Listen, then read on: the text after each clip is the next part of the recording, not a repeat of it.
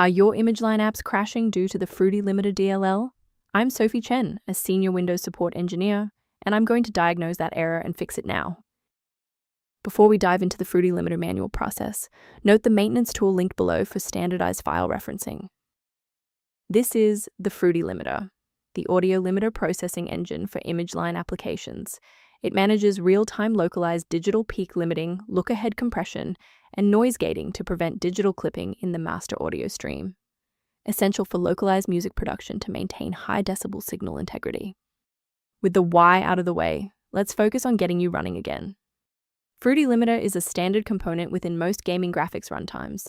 You can resolve this by installing the Microsoft DirectX end-user runtime to restore legacy D3DX and X input files, and updating your GPU drivers if the error involves OpenGL, OpenCL, or CUDA.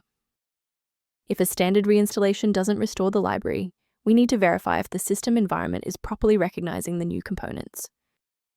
A full system restart ensures that no background processes are currently locking the Fruity-limiter file. A fresh boot allows Windows to reinitialize its library map from a clean state.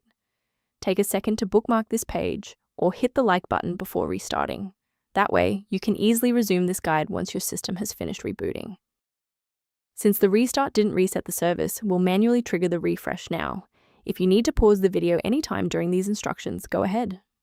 A restart won't fix broken performance counters, so we'll use step 3 to force a rebuild of those links. First, open command prompt as admin. Second, you're going to type lodctr/r, then hit enter. Why are we doing this? Well, performance counters often fail due to registry hive inconsistencies. By wiping and rebuilding these entries, we ensure the system can properly recognize and load the diagnostic library again. I'd like to provide a brief technical warning about the risks of using unofficial file repositories. Avoid the trap of unofficial file repositories for Fruity-limiter DLL, as these platforms are frequently utilized to distribute persistent browser hijackers and unwanted adware. A professional diagnostic tool can be a valuable asset for those looking to maintain long-term system stability and file integrity.